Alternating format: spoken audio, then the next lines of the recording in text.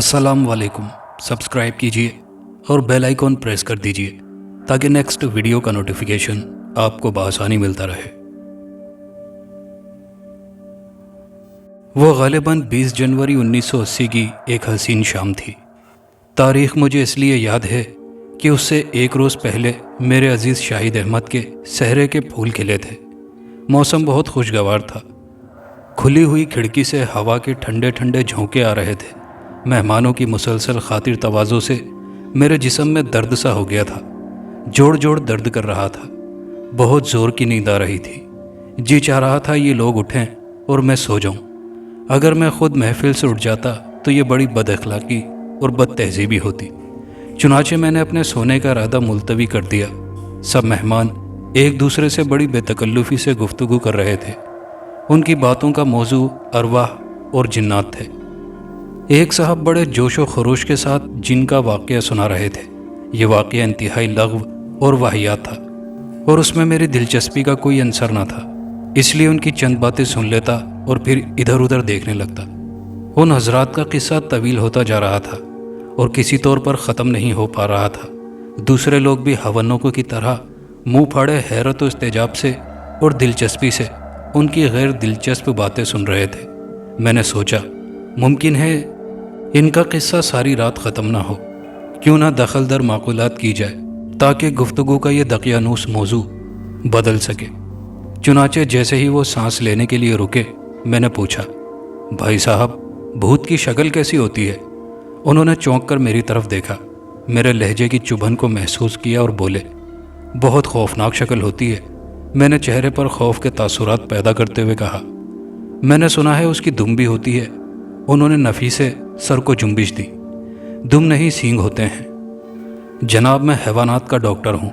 मैंने निहायत शाइस्तगी से जवाब दिया, जिस जानदार चीज़ के सींग होते हैं उसकी दुम भी लाजमी होती है।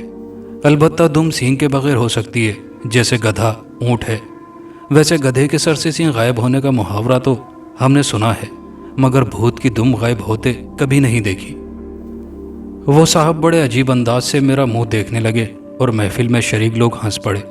एक कोने में एक आरामदेह कुर्सी पर बैठा हुआ एक नौउम्र लड़का, जो उन साहब की ऊट पटांग बातों में सबसे ज़्यादा हिस्सा ले रहा था, कहने लगा, मालूम होता है आपका कभी किसी भूत से वास्ता नहीं पड़ा, वरना आप इस तरह भूतों का मजाक ना उड़ाते। मियाँ, मैं तो कब से तरस रहा हूँ कि कोई भूत मिले और उससे दो दो हाथ हो जाएं। मेरा जवाब सुनकर एक दूसरा शख्स कहने लगा, ऐसे अल्फाज कभी मुंह से नहीं निकालने चाहिए। तुम्हारी बातों से साफ जाहिर है कि भूत जिन्नात पर तुम्हारा यकीन नहीं है। मैं उन साहब की शक्ल देखने लगा। 55 और 60 साल के लगभग उम्र थी। सर के आधे से ज़्यादा बाल सफ़ेद हो चुके थे और सफ़ेद और सुर्ख रंग और मजबूत कवा के मालिक थे। आंखों से जहानत टपक रही थी। बड़ी सी सियाह सफ़ेद दाढ़ी थी। चंद लम्हे रुक कर वो फिर बोले, मैं समझता हूँ कि जिन्नात के वजूद से इनकार करना कुफ्र है, क्योंकि इसकी मौजूदगी को हमारी तमाम मजहबी किताबों में साबित किया गया है।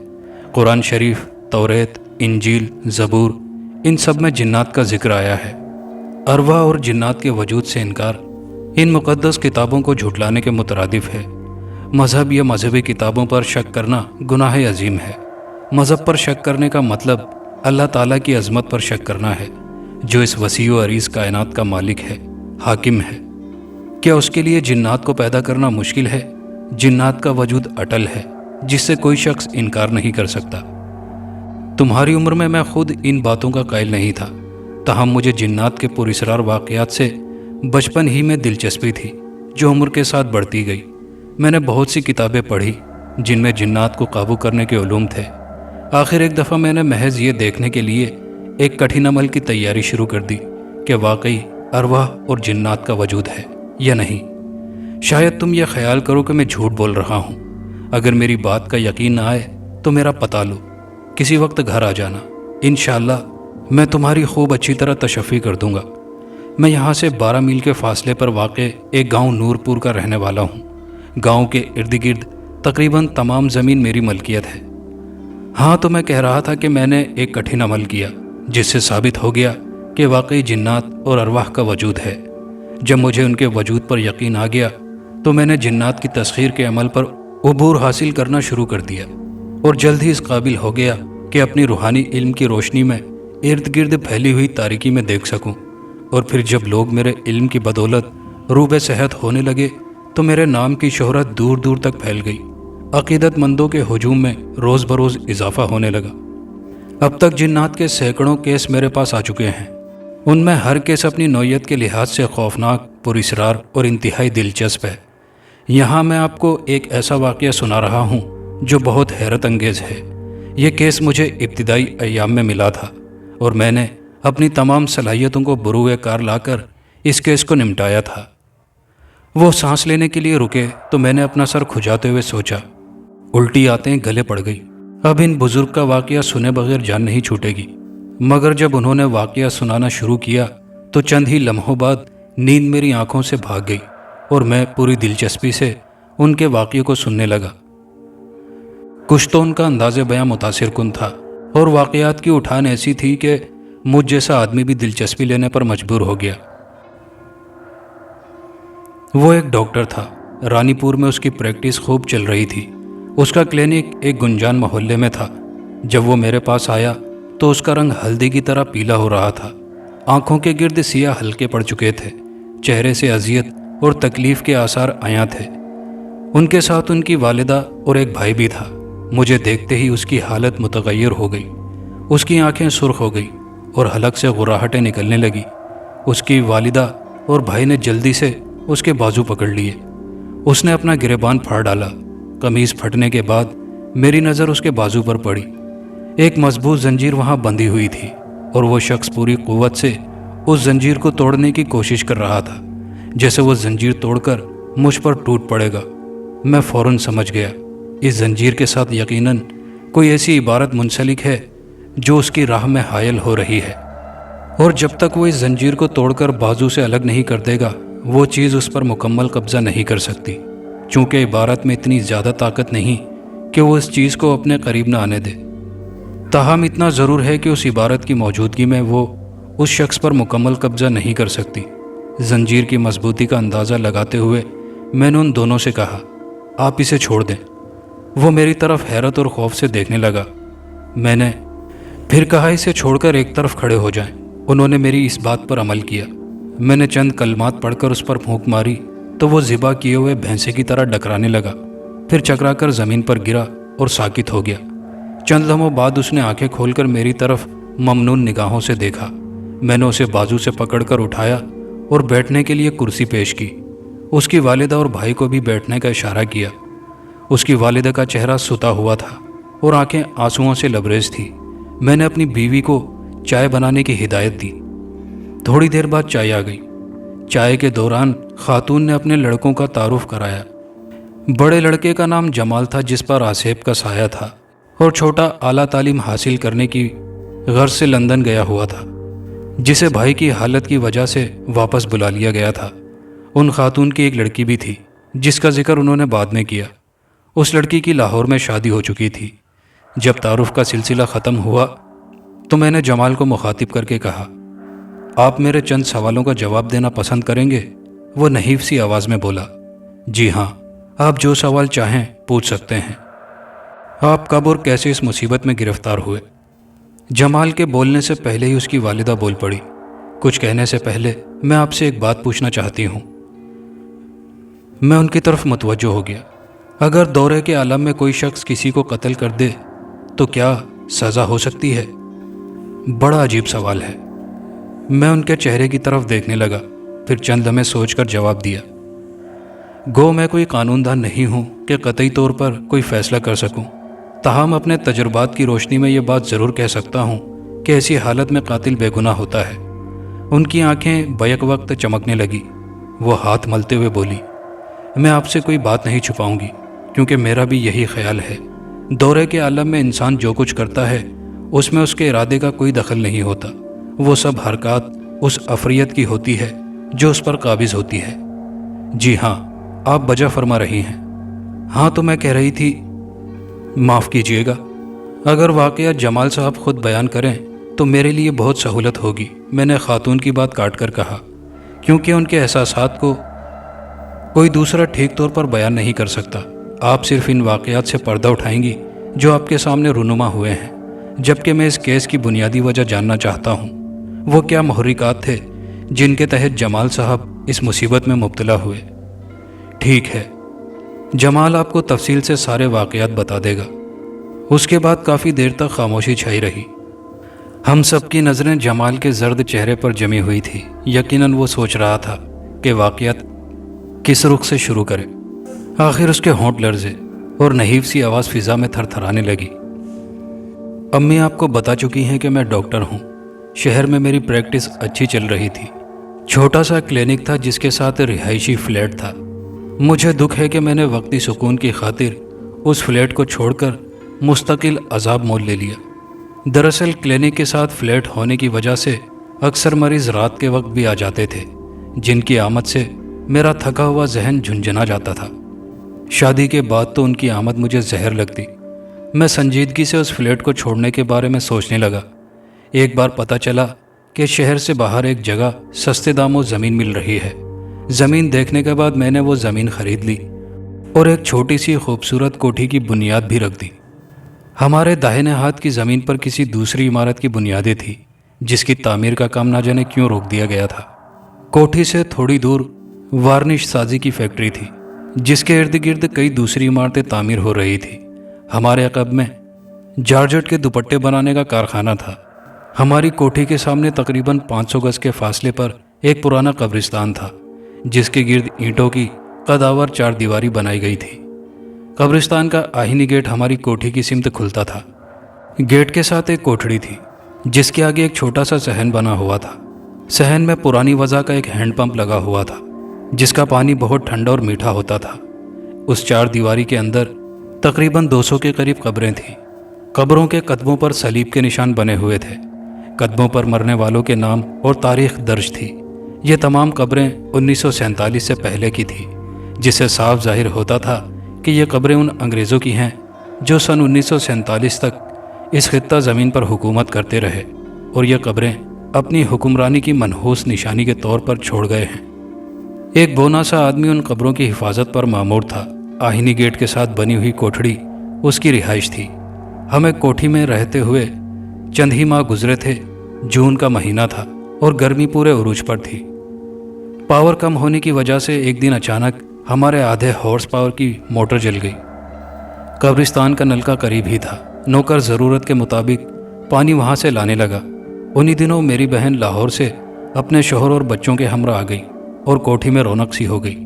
اسی دن صبح ہی سے آسمان کے مغربی حصے میں بادلوں کے ننھے ننھے آوارہ ٹکڑے سورج کے گرد جمع ہونا شروع ہو گئے، اور پھر شام سے پہلے ہی وہ ننھے ننھے ٹکڑے دبیز اور سیاہ بادلوں کا روپ دھار چکے تھے، جن میں تڑپتی اور چمکتی ہوئی بجلیاں خوفناک گڑگڑاہٹ پیدا کر رہی تھی۔ ننھے بچے سہمے ہوئے ماں کے پاس بیٹھے ہوئے تھے۔ میں کلینک سے واپس آ چکا تھا۔ ہم سب ایک ہی کمرے میں بیٹھے ماضی کے اوراق الٹ رہے تھے۔ ہمارا نوکر چائے کی ٹرالی لے آیا اور چائے بنا کر سب کے آگے ایک ایک پیالی رکھ دی۔ میں نے سرسری طور پر نوکر کا جائزہ لیا اور چونک پڑا۔ میں نے اس کی آنکھوں میں آنکھیں ڈال کر پوچھا، کیا بات ہے عمر غنی، تمہارے چہرے کا رنگ آج بہت زیادہ زرد دکھائی دے رہا ہے؟ ہاں واقعی، امی نے نوکر کی طرف دیکھتے ہوئے میری بات کی تائید کی۔ تمہاری طبیعت تو ٹھیک ہے؟ کہیں تمہیں چوٹ تو نہیں آئی؟ میں نے اس کے جسم کا بغور جائزہ لیا۔ یوں لگتا ہے جیسے تمہارے جسم سے کافی مقدار میں خون نکل گیا ہو۔ اس کا رنگ فق ہو چکا تھا، زبان لڑکھڑائی اور وہ کمزور آواز میں بولا، نہیں صاحب جی، چوٹ تو کوئی نہیں آئی، لیکن کچھ عجیب سا محسوس کر رہا ہوں۔ اس کے چہرے پر تشویش کے آثار نمایاں تھے۔ میں نے خالی کرسی کی طرف اشارہ کر کے کہا، بیٹھ جاؤ عمر غنی۔ وہ کچھ ہچکچایا، پھر کرسی پر بیٹھ گیا۔ میں نے اس کی نبض دیکھی۔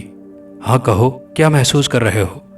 مجھے یوں محسوس ہو رہا ہے جیسے کوئی چیز میرے دماغ میں اتر رہی ہے، کوئی میرے دماغ میں ہتھوڑے برسا رہا ہے، اسے چیر رہا ہے۔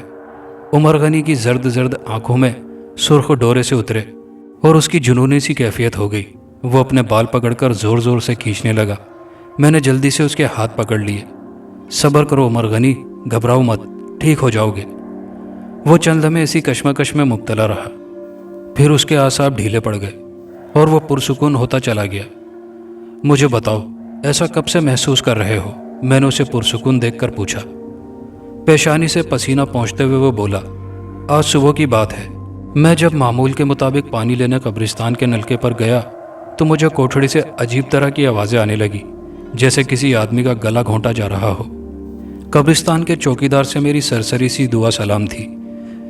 میں کبھی کبھار اس کے پاس بیٹھ کر سگریٹ کے 2-3 کش لگا لیا کرتا تھا۔ میں نے سوچا اسے کوئی قتل کرنے کی کوشش کر رہا ہے۔ کوٹھڑی کا دروازہ بند تھا۔ میں دروازہ کھول کر اندر داخل ہوا تو وہاں چوکیدار کے سوا کوئی بھی نہ تھا، اور چوکیدار ایسی حالت میں تھا کہ اسے دیکھ کر میرے رونگٹے کھڑے ہو گئے۔ وہ زمین پر چت لیٹا ہوا تھا، اس کا سارا جسم اکڑا ہوا تھا۔ تشنج کی وجہ سے ہاتھ پاؤں ٹیڑھے ہو گئے تھے، منہ سے جھاگ بہ رہا تھا اور سرخ پھٹی ہوئی آنکھیں چھت کو گھور رہی تھی۔ وہ مسلسل ایک ہی جانب دیکھے جا رہا تھا۔ میں نے سوچا شاید اسے مرگی کا دورہ پڑا ہے۔ میں نے پاؤں سے جوتا اتار کر اس کی ناک سے لگایا تو اس کی آنکھوں نے حرکت کی اور میری آنکھوں پر مرکوز ہو گئی۔ پتہ نہیں اس کی آنکھوں میں کیا چیز تھی کہ میرا سارا وجود لرز گیا۔ سرخ موٹے موٹے ڈیلے جن کی پتلیاں بالکل ساکت تھی، اس کی آنکھیں مجھے گھور رہی تھی اور میری ریڑھ کی ہڈی میں سرد لہریں دوڑ رہی تھی۔ وہ چند لمحوں تک مجھے یوں ہی دیکھتا رہا، پھر اچھل کر میری گردن دبوچ لی۔ اگر میں اپنے اوسان بحال نہ رکھتا تو وہ یقیناً مجھے مار ڈالتا۔ اس وقت بچپن میں کھیلی ہوئی کبڈی کا ایک داؤ مجھے یاد آ گیا اور میں نے دونوں ہاتھوں کو ایک دوسرے میں پھنسا کر گھونسا بنایا اور پوری قوت سے اس کی کلائی پر دے مارا، جس کی وجہ سے اس کی گرفت چھوٹ گئی۔ وہ لڑک کر دوسری جانب الٹ گیا۔ دیوار کے ساتھ مٹی کھودنے کی کدال پڑی تھی۔ وہ کدال کے دستے پر گرا۔ دوسرے ہی لمحے کدال کا دستہ اس کے ہاتھوں میں تھا۔ اگر میں ایک لمحے کی بھی دیر کرتا، کدال کی نوک میرے سینے کے پار ہوتی۔ میری قسمت اچھی تھی کہ اس کے گھومتے ہی میں نے کوٹھڑی سے باہر چھلانگ لگا دی۔ وہ اپنے ہی زور میں چکرا کر گر پڑا۔ پھر اس نے اٹھنے کی کوشش نہیں کی۔ میں فوراً قبرستان سے باہر نکل آیا۔ اس وقت سے میرے دماغ میں سرخ آنکھیں چپک سی گئیں اور مجھے یوں محسوس ہوتا ہے جیسے ان آنکھوں کے ساتھ 2 استخوانی ہاتھ ہیں جن کے لمبے لمبے ناخن میرے دماغ میں گھسے جا رہے ہیں۔ عمر غنی کے خاموش ہونے کے بعد بھی کافی دیر تک خاموشی چھائی رہی۔ ہر فرد اپنی اپنی جگہ کچھ سوچتا رہا۔ بالآخر میں نے اس خاموشی کو توڑتے ہوئے کہا، گھبرانے کی کوئی بات نہیں عمر غنی، یہ محض تمہارا وہم ہے۔ دراصل اس واقعے نے تمہارے اعصاب کو اس قدر متاثر کیا ہے کہ تم اپنے ذہن میں اب تک وہ تکلیف، وہ حرکات کو محسوس کر رہے ہو، ورنہ حقیقت میں ایسی کوئی بات نہیں۔ اگر تم نے اس وہم کو اپنے ذہن پر سوار کر لیا تو یہ آگے چل کر تمہارے لیے بے حد تکلیف دہ ثابت ہوگا۔ جہاں تک ممکن ہو سکے اپنے دماغ کو مصروف رکھو اور اس واقعے کی طرف توجہ مت دو۔ کچھ دنوں بعد تم خود بخود اس واقعے کو بھول جاؤ گے۔ میں نے عمر غنی کو مشورہ دیا اور الماری سے چند خواب آور گولیاں نکال کر اسے دیتے ہوئے کہا، سوتے وقت ایک گولی کھا لینا، سکون کی نیند آئے گی۔ عمر غنی جب برتن لے کر نکل گیا تو امی کہنے لگی، یہ واقعہ اتنا معمولی نہیں ہے جتنا تم سمجھ رہے ہو۔ میں امی کے سنجیدہ لہجے پر چونک پڑا۔ وہ کہہ رہی تھی، چونکہ تم ایک ڈاکٹر ہو، تمہارے سامنے انسانی زندگی کے محض ایسے پہلو رکھے گئے ہیں جو مادی ہوتے ہیں، یا یوں سمجھو کہ تمہیں جو تعلیم دی گئی ہے اس میں انسانی وجود کو ایک مشین کی صورت میں پیش کیا گیا ہے جس کا کوئی پرزہ زیادہ خراب ہو جائے تو اسے بالکل اس طرح کھول کر دوبارہ جوڑ دیتے ہیں جیسے کوئی میکینک موٹر کھول کر جوڑ دیتا ہے۔ مگر انسانی زندگی کا ایک پہلو اور بھی ہے جسے سائنس تسلیم نہیں کرتی۔ تم تسلیم نہیں کرتے۔ آج کل کے بہت سے لوگ اسے تسلیم نہیں کرتے، جو خود کو روشن خیال سمجھتے ہیں، مگر انسانی زندگی کا یہ پہلو ایک ٹھوس حقیقت رکھتا ہے۔ ہم اسے روحانی پہلو کہہ سکتے ہیں، جو انسانی زندگی کا حصہ ہے اور کبھی فنا نہیں ہو سکتا۔ جس طرح جسم کی تکلیف پر دوا سے قابو پایا جاتا ہے، اسی طرح روح کی تکلیف کو عملیات سے دور کیا جاتا ہے۔ چونکہ تم صرف دوا کے قائل ہو، دعا کے نہیں، اس لیے میں تمہیں یہاں ایک چھوٹا سا واقعہ سناتی ہوں۔ یہ میری شادی سے پہلے کی بات ہے۔ مجھے ایک مرتبہ بچھو نے کاٹ لیا، جس سے میں ماہی بے آپ کی مانند تڑپنے لگی۔ ہمارے پڑوس میں ایک بزرگ رہتے تھے، انہیں پتہ چلا تو فوراً ہمارے گھر آئے۔ انہوں نے کچھ پڑھ کر اس جگہ پر پھونک ماری جہاں بچھو نے مجھے کاٹا تھا۔ حالانکہ میں اس سے پہلے انجیکشن اور دوائیاں استعمال کر چکی تھی جن سے تکلیف میں کوئی کمی واقع نہیں ہوئی تھی، لیکن ان بزرگ کے پھونک مارتے ہی میں ٹھیک ہو گئی۔ اس سے ثابت ہوا کہ علوم اپنے اندر بے پناہ قوت اور طاقت رکھتے ہیں۔ اگر ہم علوم کی قوت تسخیر کو تسلیم کر لیں تو پھر ہمیں ارواح کے وجود پر بھی ایمان لانا پڑتا ہے۔ میری اس لمبی چوڑی تقریر کا مقصد یہ ہے کہ قبرستان کے چوکیدار پر یقیناً کسی بدرو کا سایہ ہے، اور مجھے اس بات کا خدشہ ہے کہ وہ بدرو کہیں عمر غنی پر اپنا تسلط نہ جما لے۔ اگر کوئی دوسرا فرد ایسی باتیں کرتا تو میں یقیناً اس کا مذاق اڑاتا، مگر میں اپنی والدہ کا بڑا ادب اور احترام کرتا تھا۔ میرے ہونٹوں پر ہلکی سی مسکراہٹ بکھری ہوئی تھی، اور میں خاموشی سے امی کی بات سن رہا تھا جو کہہ رہی تھی، ایسی حالت میں عمر غنی کا وجود بھی خطرناک ثابت ہو سکتا ہے۔ امی کے خاموش ہوتے ہی میں نے کہا، اگر آپ کی باتیں صحیح ہیں تو پھر ہمیں اس حقیقت کو مد نظر رکھنا چاہیے کہ اللہ تعالیٰ نے انسان کو اشرف المخلوقات کا درجہ دیا ہے، اور کائنات کی تمام مخلوقات سے افضل ہونے کی صورت میں ہمیں کسی چیز سے ڈرنا نہیں چاہیے۔ مگر تم یہ بھول رہے ہو کہ روح بھی انسانی وجود کا ایک حصہ ہے جو ازلی حیثیت رکھتی ہے۔ آپ کے دلائل کافی وزندار ہیں۔ بہر صورت اگر ہمیں عمر غنی کے وجود سے خطرہ ہوا تو ہم اسے نکال دیں گے۔ میں بھی یہی کہنا چاہتی تھی۔ یوں تو بہت سے واقعات میرے سننے اور دیکھنے میں آئے ہیں، مگر وہ سب بے ضرر قسم کے تھے جو دورے کی صورت میں رونما ہوتے تھے۔ مریض پر تشنج کی کیفیت طاری ہو جاتی اور چند لمحوں بعد زائل ہو جاتی، لیکن اس واقعے کی نوعیت مختلف ہے۔ دورے کے عالم میں مریض کی ہوشمندانہ حرکات بعض اوقات شدید خطرناک ثابت ہوتی ہیں، جیسے قبرستان کے محافظ کو دورہ پڑا تھا اور اس عالم میں اس نے عمر غنی کا گلا دبوچ لیا تھا اور پھر کدال لے کر اس پر حملہ آور ہوا۔ اس سے ظاہر ہوتا ہے کہ اس کا دماغ باقاعدہ کام کر رہا تھا۔ یہ علیحدہ بات ہے کہ اس وقت اس کے شعور پر تاریکی چھا گئی تھی اور وقتی طور پر اپنی حرکات کے نتائج سے غافل ہو گیا تھا۔ مجھے امی سے اس موضوع پر گفتگو کرنے کا اس سے پہلے کبھی موقع نہیں ملا تھا۔ ویسے میں اتنا ضرور جانتا تھا کہ امی ان معاملات میں بڑی دلچسپی رکھتی تھی۔ چونکہ میں خود ان باتوں کا قائل نہ تھا، لہٰذا مجھے امی کی مصروفیات سے کوئی دلچسپی نہ تھی۔ اس دن میں ان کی باتیں سن کر حیران ہوا۔ واقعی ان کی معلومات وسیع اور دلائل جاندار تھے۔ میں نے ان سے وعدہ لیا کہ اگر کوئی ایسی بات ہوئی تو میں عمر غنی کو فوراً نکال باہر کروں گا۔ ایک دو دن میں عمر غنی کی حالت سنبھل گئی۔ اس کے کچھ دن بعد ایک عجیب و غریب واقعہ ظہور پذیر ہوا۔ اس روز میں کلینک سے واپس آ چکا تھا۔ کوٹھی کے لان میں بچے کھیل رہے تھے۔ ان کے قریب عمر غنی کسی سوچ میں گم تھا۔ دفعتاً عمر غنی بیٹھے بیٹھے گر گیا۔ بچے اس سے کافی مانوس ہو چکے تھے۔ اسے گرتا دیکھ کر اس کے گرد اکٹھے ہو گئے۔ میرا اور عمر غنی کا درمیانی فاصلہ زیادہ نہ تھا، مگر اس کے باوجود میرے وہاں پہنچنے سے پہلے ہی عمر غنی ایک بچے کو دونوں ٹانگوں سے پکڑ چکا تھا۔ اس سے پہلے کہ وہ زور لگا کر اس کی ٹانگیں چیر ڈالتا، میں نے لپک کر اس کے دونوں ہاتھ پکڑ لیے۔ بچہ اس کے ہاتھوں سے چھوٹ کر نیچے گر پڑا۔ میں نے غصے سے اس کے منہ پر گھونسا مارنا چاہا، مگر میرا ہاتھ اوپر کا اوپر ہی اٹھا رہ گیا۔ عمر غنی کی سرخ سرخ آنکھیں مجھے اپنی کھوپڑی میں اترتی محسوس ہوئی۔ میری تمام جسمانی قوت سلب ہو کر رہ گئی تھی۔ اچانک وہ چکرا کر گر پڑا اور پھر اس کا جسم ڈھیلا پڑ گیا۔ مجھے اپنے دماغ پر بوجھ سا ہونے لگا۔ میں نے خود کو سنبھال کر عمر غنی کی نبض دیکھی جو بالکل ٹھیک چل رہی تھی۔ تھوڑی دیر بعد جب اسے ہوش آیا تو میں نے اسے دھکے دے کر باہر نکال دیا۔ وہ بڑی معصومیت سے اپنا قصور پوچھ رہا تھا۔ دوسرے دن کلینک جاتے وقت میں نے امی کو اپنی طرف بڑے غور سے دیکھتے ہوئے پایا۔ جب میں کلینک سے واپس آیا تو میرا جسم ٹوٹ رہا تھا۔ ہلکے ہلکے بخار کے علاوہ شدید تھکاوٹ کا احساس ہو رہا تھا۔ آتے ہی میں بیڈ پر ڈھیر ہو گیا۔ بہن اپنے بچوں کو لے کر صبح ہی لاہور چلی گئی تھی۔ گھر پر گہرا سناٹا مسلط تھا۔ میرا سر چکرا رہا تھا اور نہ جانے کیوں ذہن پر اداسیوں نے یلغار کر دی تھی۔ بیڈ پر لیٹے تھوڑی ہی دیر ہوئی تھی کہ بیوی نے آ کر کہا، آپ کو امی جان بلا رہی ہیں۔ میں نے خالی خالی نظروں سے اس کی طرف دیکھا اور اٹھ کر اس کے ساتھ چل دیا۔ امی نے غور سے میری حالت کا جائزہ لیا اور پھر قدرے پریشان ہو کر بولی، میرا خیال ہے ہمیں اس کوٹھی کو فوراً چھوڑ دینا چاہیے۔ ہم اس وقت تک یہاں نہیں آئیں گے جب تک یہ علاقہ پوری طرح آباد نہ ہو جائے۔ تمہارے کلینک جانے کے بعد ہم اکیلے ہوتے ہیں۔ خدا نہ کرے کوئی بری نیت سے یہاں گھس آئے تو ہم عورتیں اس کا کیا کر سکیں گی؟ میں نے کچھ دیر خاموش رہنے کے بعد کہا، میں صبح ہوتے ہی کسی ایسے نوکر کا بندوبست کروں گا جو شادی شدہ ہو اور اپنے بیوی بچوں سمیت یہاں رہ سکے۔ میرے خاموش ہوتے ہی امی بولی، خیر یہ کوئی ایسی بات نہیں، اس سے زیادہ فکر مجھے تمہاری ہے۔ میری؟ وہ کیوں؟ تمہاری اڑی ہوئی رنگت اور بدلی بدلی سی حالت دیکھ کر مجھے عمر غنی کی باتیں یاد آ رہی ہیں۔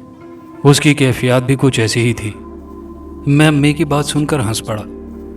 یہ آپ کس وہم میں پڑ گئی امی؟ ہاں میں کچھ کمزوری سی محسوس کر رہا ہوں، مگر اس کی وجہ وہ نہیں جو آپ سمجھ رہی ہیں۔ مجھے بخار کی شکایت ہے اور ٹھیک ہے، خدا کرے یہ بخار ہو، مگر پھر بھی ہمیں عمر غنی کو اتنی جلدی فراموش نہیں کرنا چاہیے۔ وہ برسوں ہمارے پاس رہا ہے۔ اس کی دماغی صحت پر کسی قسم کا شبہ کرنا سراسر حماقت ہے۔ تمہیں فراخ دلی سے اس بات کو تسلیم کر لینا چاہیے کہ اعصابی خلل کے بنا اس نے وہ حرکت کی تھی، ورنہ وہ ذہنی طور پر مکمل۔ چلیے مان لیتا ہوں آپ صحیح کہہ رہی ہیں، اور جس طرح عمر غنی پر آصف کا سایہ ہو گیا تھا اسی طرح مجھے بھی ہو گیا ہے۔ تو پھر ہم کیا کر سکتے ہیں؟ تمہیں یہ بات اتنی سنجیدگی سے نہیں کہنی چاہیے بیٹے۔ تمہارے لہجے سے ظاہر ہوتا ہے کہ تم میری باتوں کو مذاق سے زیادہ اہمیت نہیں دیتے۔ نہیں امی، ایسی کوئی بات نہیں، میں بالکل سنجیدہ ہوں۔ اگر تم سنجیدہ ہو تو پھر تمہیں بلا تعمل یقین کر لینا چاہیے کہ تمہاری حالت عمر غنی سے مختلف نہیں۔ میں تمہیں پہلے ہی بتا چکی ہوں کہ علوم اپنے اندر بے پناہ قوت رکھتے ہیں۔ اعصابی سائے کے تدارک کے لیے ہمیں ان کا سہارا لینا پڑے گا۔ وہ لمحہ کتنا عجیب ہوگا امی، جب ایک MBBS ڈاکٹر کسی مولوی ٹائپ عامل کے سامنے سر جھکائے بیٹھا ہوگا۔ یہ میرے لیے ڈوب مرنے کا مقام ہوگا۔ بے وقوفی کی باتیں مت کرو، عامل پھر عامل ہوتا ہے۔ تمہیں اس وقت شرم نہیں آتی جب معمولی حجام کے سامنے سر جھکا کر بیٹھ جاتے ہو؟ میں امی کی بات سن کر ہنس پڑا۔ عمر غنی اور میری شخصیت میں بڑا فرق ہے۔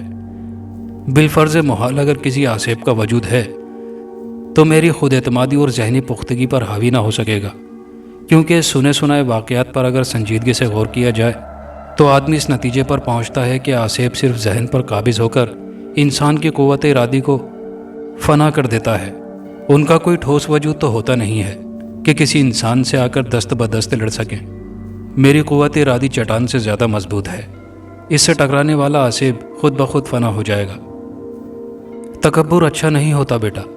تاریخ گواہ ہے کہ معمولی مچھر نے نمرود جیسے جابر حکمران کو ختم کر دیا تھا۔ آصف تو پھر آصف ہے۔ تم یہ قرآن شریف کو جلد اپنے بازو پر باندھ لو، اس سے ہر بلا دور رہے گی۔ امی نے ایک چھوٹی سی ڈبیا مجھے دی جو گزشتہ سال وہ کہیں سے لائی تھی۔ میں نے ڈبیا لے کر جیب میں رکھ لی۔ اس کی موجودگی سے ایک گونا تقویت کا احساس ہوا۔ کئی روز گزر گئے مگر کوئی واقعہ رونما نہ ہوا۔ مجھے ابھی تک اپنی مرضی کے مطابق کوئی ایسا شخص نہ ملا تھا جسے میں ملازم رکھ سکوں۔ ڈبیا ہر وقت میری جیب میں رہتی۔ سوتے وقت میں اسے جیب سے نکال کر سرہانے رکھ لیتا۔ ایک مرتبہ جب میں نے کپڑے تبدیل کیے تو ڈبیا جیب میں رہ گئی اور میں نے وہ کپڑے دھوبی کو دھونے کے لیے دے دیے۔ شام کو جب گھر آیا تو طبیعت خراب ہو رہی تھی اور دل پر انجانا ناگوار سا بوجھ محسوس ہو رہا تھا۔ دوسرے دن ذرا میں دیر سے سو کر اٹھا۔ کلینک جانے کو دل نہیں کر رہا تھا۔ میں نے ہلکا سا ناشتہ کیا، کچھ دیر اخبار پڑھتا رہا اور پھر اٹھ کر بیوی کے پاس آ بیٹھا۔ میری بیوی اس وقت سبزی کاٹ رہی تھی۔ اس نے ایک نظر مجھ پر ڈالی اور کام میں مشغول ہو گئی۔ چند لمحے توقف کے بعد اس نے پوچھا، آج کلینک نہیں جائیں گے؟ فی الحال تو موڈ نہیں۔ کیا بات ہے؟ مجھ سے ناراض تو نہیں ہیں آپ؟ تم نے ایسا سوال کیوں پوچھا؟ کل سے آپ نے مجھ سے کوئی بات نہیں کی۔ میں نے سوچا شاید میری کسی بات کا برا مان گئے ہوں۔ نہیں، ایسی کوئی بات نہیں، بس طبیعت ذرا کچھ بوجھل سی ہے۔ وہ کیوں؟ ایک بے نام سی کسک ہے، بس یوں محسوس ہوتا ہے جیسے تاریکی کا سیاہ بادل میرے دماغ پر چھا جانا چاہتا ہے۔ میری یہ بات سن کر وہ چونک پڑی۔ قرآن پاک کی ڈبیا کہاں ہے؟ میں نے اپنی جیب میں ہاتھ ڈالا تو میرا جسم خزاں رسیدہ پتے کی طرح کانپنے لگا اور آنکھیں حیرت سے پھیل گئیں۔ پھر ان پھیلی ہوئی آنکھوں کے گوشوں سے سرخ سرخ ڈورے سے جھانکنے لگے۔ بیوی میری بدلتی ہوئی حالت دیکھ کر خوف سے کانپ اٹھی۔ مجھے اچانک محسوس ہوا جیسے دماغ پر منڈلاتے ہوئے سائے اور سیاہ بادل ایک دم پھٹ پڑے ہوں۔ ذہن پر تاریکی چھاتی چلی گئی اور پھر اس تاریکی میں ایک ہیولا سا نمودار ہوا۔ یہ لمبا تڑنگا عجیب وضع کا انسانی سایہ تھا جو میری آنکھوں میں گردش کر رہا تھا۔ مجھے ایسا محسوس ہوا جیسے میں کوئی خوفناک خواب دیکھ رہا ہوں۔ میں دیکھ سکتا تھا، محسوس کر سکتا تھا، سوچ سکتا تھا۔ میں دیکھ رہا تھا۔ ہیولا میری بیوی کو خوفناک سرخ سرخ جلتی ہوئی نظروں سے گھور رہا تھا۔ میری بیوی اس سے خوفزدہ تھی۔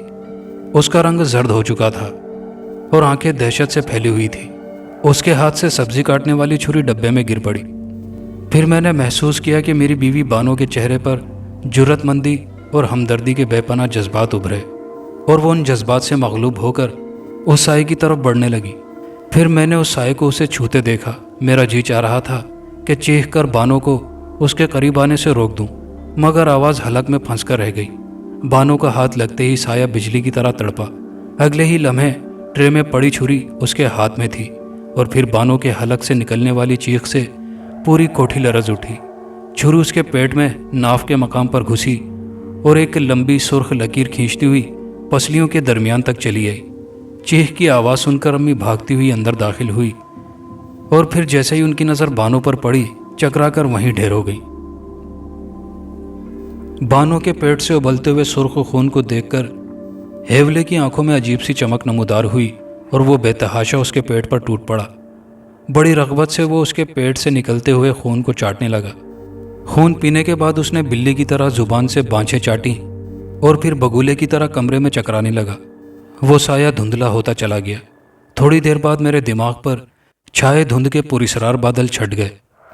جب مجھے ہوش آیا تو میں اپنی بیوی کی لاش پر جھکا ہوا تھا۔ اس کا پیٹ کٹا ہوا تھا اور انتڑیاں باہر جھانک رہی تھی۔ میرے ہاتھ اس کے خون میں رنگے ہوئے تھے۔ میں پوری قوت سے چیخ اٹھا، بانو! میری آواز پھٹ پڑی اور گلا روند گیا۔ اسی وقت امی کسمسائیں اور میں دوڑ کر ان کے پاس پہنچ گیا۔ امی، بانو کو کیا ہوا؟ امی، میں نے چلا کر کہا۔ امی نے آنکھیں کھول کر میری طرف دیکھا اور چیخ مار کر بے ہوش ہو گئی۔ اس وقت میری نظر کمرے میں لگے ہوئے قدادم آئینے پر پڑی، جس میں میرا بھیانک عکس دکھائی دے رہا تھا۔ بانچھوں سے خون کی 2 موٹی لکیریں بہہ کر ٹھوڑی تک پہنچی ہوئی تھی۔ ہونٹ خون میں لتھڑے ہوئے تھے۔ میری شکل اتنی خطرناک نظر آ رہی تھی کہ میں خون اپنی شکل کو دیکھ کر خوف سے چیخ اٹھا تھا۔ میرا دماغ ایک مرتبہ پھر تاریکی میں ڈوبتا چلا گیا۔ جب ہوش آیا تو پلنگ پر لیٹا تھا اور امی سرہانے بیٹھی ہوئی بلند آواز میں قرآن پاک کی تلاوت کر رہی تھی۔ آنسو مسلسل ان کی آنکھوں سے بہے جا رہے تھے۔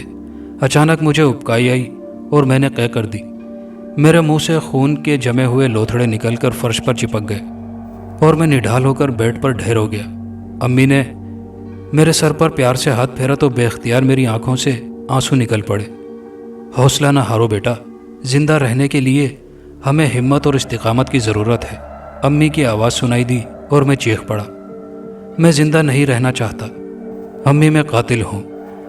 میں نے بانو کا خون پیا ہے، خدا کے لیے مجھے زہر دے کر مار ڈالیے، ورنہ میرا وجود آپ کے لیے بھی خطرناک بن جائے گا۔ کاش تم پہلے اپنی کیفیت کا کھل کر اظہار کر دیتے تو یہ نوبت نہ آتی، مگر تم آصف کو منطق سے ٹکراتے رہے، جس کا نتیجہ تمہارے سامنے ہے۔ اگر تم صبح حالات سے آگاہ کر دیتے تو میں تمہارا معقول بندوبست کر دیتی اور تمہاری حالت اس قدر خطرناک ہرگز نہ ہوتی۔ اب تم ایک نئے رخ پر سوچ رہے ہو۔ تمہارا خیال ہے تمہارے بعد میں زندہ رہ سکوں گی؟ نہیں جمال، تمہاری معمولی سی حماقت تمہاری زندگی کے ساتھ مجھے بھی تباہ و برباد کر دے گی، اور یہ گھر ویران ہو کر رہ جائے گا۔ میری بات غور سے سنو جمال، اور جو کچھ میں کہوں اس پر عمل کرو۔ اس حادثے کا سوائے ہم دونوں کے کسی اور کو علم نہیں ہے۔ بانو کی لاش دوسرے کمرے میں پڑی ہے۔ سب سے پہلے ہمیں اس سے چھٹکارا حاصل کرنا چاہیے۔ آسان طریقہ تو یہ ہے کہ قریب ہی کہیں گڑھا کھود کر لاش اس میں دبا دی جائے اور اس کے میکے ٹیلی گرام دے دیا جائے کہ بانو گھر سے غائب ہے۔ یہ کیسے ہو سکتا ہے امی؟ یہ ناممکن ہے۔ ہمیں ایک جرم پر پردہ ڈالنے کے لیے اب دوسرا جرم نہیں کرنا چاہیے۔ تو کیا تم سمجھتے ہو کہ بانو کو تم نے قتل کیا ہے؟ میں نے حیرت سے امی کی طرف دیکھا اور پھر مجھے وہ لمبا تڑنگا دہکتی ہوئی آنکھوں والا خوفناک ہیولا یاد آ گیا اور میں اس کا تصور کرتے ہی خوف سے کانپ اٹھا۔ امی کی بات مجھے کافی وزندار نظر آئی اور ضمیر پر چھایا ہوا بوجھ ہلکا ہوتا محسوس ہوا۔ چند لمحے تذبذب کے بعد میں نے کہا، مگر قانون ثبوت چاہتا ہے۔ امی، آپ کس طرح ثابت کریں گی کہ میں نے قتل نہیں کیا؟ ہمیں قانون کے سامنے جانے کی کیا ضرورت ہے؟ جو کچھ میں تمہیں کہہ رہی ہوں اس پر عمل کرتے جاؤ۔ میں خاموش ہو کر امی کی بات بغور سننے لگا۔ اسی رات ہم نے بانو کی لاش کو سفید چادر میں لپیٹ کر گاڑی کی ڈگی میں رکھا اور شہر سے بہت دور دفن کرائے۔ کمرے کا فرش ہم نے اچھی طرح دھو کر صاف کر دیا۔ صبح ایک ٹیلی گرام بانو کے گھر روانہ کر دیا جس میں بانو کے غائب ہونے کی اطلاع تھی، اور دوسرا بھائی کو لندن ارسال کر دیا کہ بھائی کی طبیعت بہت خراب ہے، جتنی جلد ممکن ہو سکے پہنچنے کی کوشش کرو۔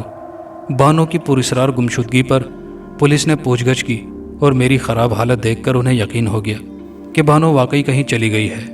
تاہم انہوں نے کوٹھی کے ارد گرد زمین کا معائنہ کیا کہ ہم نے کہیں اسے مار کر دفنا نہ دیا ہو۔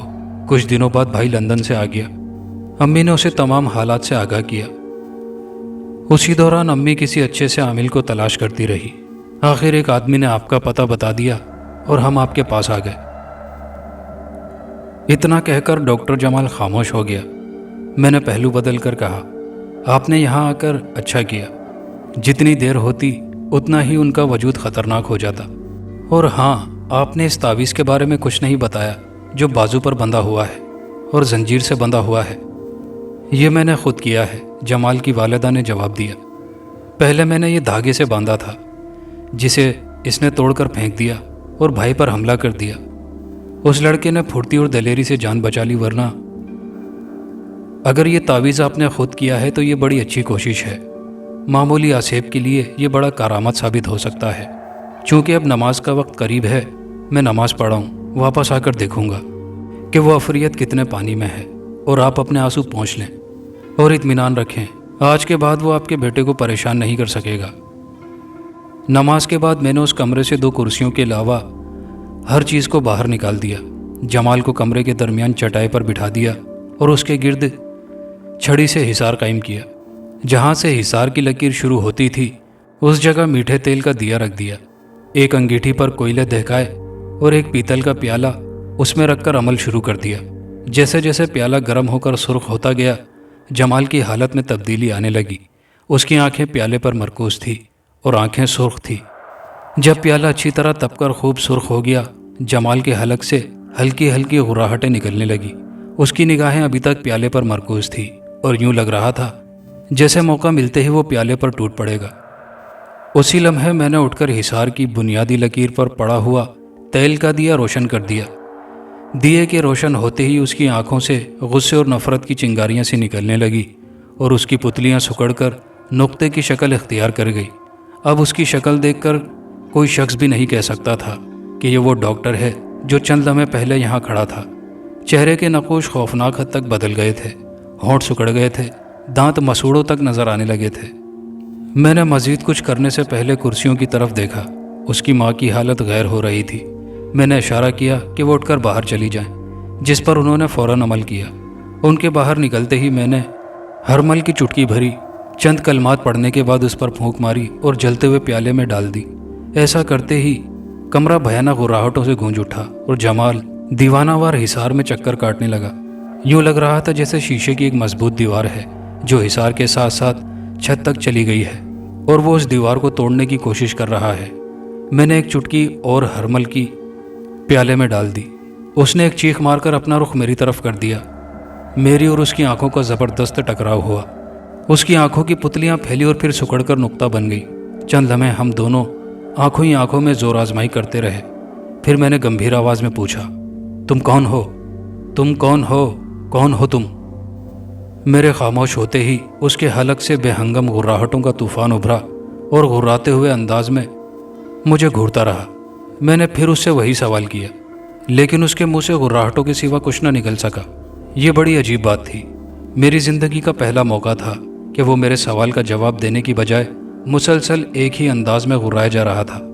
میں نے 1-2 مرتبہ کوشش کی اور آخر کار ناکام ہو کر دوسرا انتہائی خطرناک طریقہ اختیار کرنے پر مجبور ہو گیا۔ اس طریقے میں اسے حصار سے باہر لانا پڑتا اور یہی سب سے خطرناک بات تھی، مگر اب اس کے سوا کوئی اور چارہ بھی نہ تھا۔ میں نے مٹی کا ایک سیاہ روغنی پیالہ لیا اور اسے اسی کے شفاف تیل سے لبالب بھر دیا۔ کمرے کے دروازے اور روشن دان اچھی طرح بند کر دیے، جس سے کمرے میں کسی قدر تاریکی چھا گئی تھی۔ پھر چند میٹھے تیل کے دیے روشن کر کے پیالے کے گرد رکھ دیے۔ اب پیالے میں بھرا ہوا تیل آئینے کی مانند نظر آ رہا تھا، جس میں ہر چیز کا عکس صاف طور پر دیکھا جا سکتا تھا۔ پیالے کے قریب بیٹھ کر میں نے عمل شروع کر دیا۔ پورے 2 گھنٹے تک پڑھتا رہا اور پیالے پر پھونک مارتا رہا، یہاں تک کہ پیالے میں دائرے سے بننے شروع ہو گئے اور پھر ایک دھندلا سا عکس ابھرنے لگا جو لمحہ ب لمحہ واضح ہوتا جا رہا تھا۔ وہ ایک لمبا تڑنگا انسانی سایہ تھا جو سیاہ لباس میں بے حد خوفناک نظر آ رہا تھا۔ اس سائے کا عکس پیالے میں اترتے ہی جمال اپنی اصلی حالت میں آ گیا۔ میں نے پیالے میں پھونک ماری، تیل میں لہریں سی نمودار ہوئیں اور سائے کا جسم ٹیڑھا سا ہو گیا۔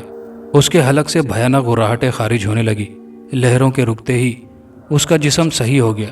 वो घुर्राते हुए मुझे घूरने लगा। उसकी आंखों में दीवानगी के आसार नुमायां थे। मैंने फिर वही सवाल किया, तुम कौन हो? वो कुत्ते की मानिंद घुर्राने लगा। मैंने तेल में दोबारा फूंक मारी। लहरें उभरी। उसके जिस्मानी अज़ा टेढ़े होकर फिर सीधे हो गए, मगर कोई नतीजा बरामद ना हुआ। उसकी आंखों में दीवानगी देखकर और हलक से गुर्राहटें सुनकर मैं इस नतीजे पर पहुंचा कि यह किसी दीवाने और गूंगे शख्स की रूह है और इसका आज़ाद रहना इंतहाई ख़तरनाक है। अब मेरे सामने एक सूरत रह गई थी, इसे ख़त्म कर दिया जाए ताकि ये दोबारा किसी को तंग न कर सके। ये सोचकर मैंने हरमल का एक दाना उठाया और उस पर फूंक मारकर तेल में डाल दिया। दाना उसके जिस्म से चिपक गया। वो बुरी तरह लौटने लगा। तेल में लहरें पैदा होने लगी। एक एक करके मैंने इतने दाने उस प्याले में डाले कि उसका अक्स उनके अंदर छुप गया। वो बुरी तरह तड़प रहा था, घुर्रा रहा था और उन दानों को अपने जिस्म से अलग करने की कोशिश कर रहा था जो जोंक की तरह उसके जिस्म से लिपट गए थे। आहिस्ता आहिस्ता आहिस्ता आहिस्ता उसका जिस्म धुंधलाता चला गया और तेल पर सुर्ख सुर्ख लकीरें उभर आईं और फिर उसका वजूद बिल्कुल मिट गया और शफाफ तेल गाढ़ा सुर्खी माइल सिया रंग इख्तियार कर गया। दूसरे दिन डॉक्टर जमाल और उनकी वालिदा चली गई। उन्होंने मुझे काम का मुआवजा देने की बड़ी कोशिश की, मगर मैंने इनकार कर दिया। किस्सा ख़त्म करके वो बुजुर्ग खिड़की के बाहर तारीकी में घूरने लगे। सिगरेट उनके हाथों से छूटकर फर्श पर गिर गया था। उन्होंने एक दूसरा सिगरेट निकालकर सुलगाया और हल्के हल्के कश लेने लगे। मैंने गला खंकार कर साफ किया और बोला, मैं भी रानीपुर का रहने वाला हूँ, कभी मौका मिला तो आपके पास ज़रूर आऊँगा। मैंने घड़ी देखी, रात के 2 बज रहे थे, लेकिन मेरी आंखों में नींद का शायबा तक ना था। मेरा दिल चाह रहा था कि वो एक और वाक़या सुना दें तो कितना अच्छा हो। दोस्तों, कहानी अच्छी लगी हो तो वीडियो को लाइक शेयर ज़रूर कीजिएगा, कमेंट बॉक्स में अपनी राय का इजहार कीजिएगा और चैनल पर नए आने वाले दोस्तों से गुजारिश है कि चैनल को लाजमी सब्सक्राइब कर लीजिए। शुक्रिया।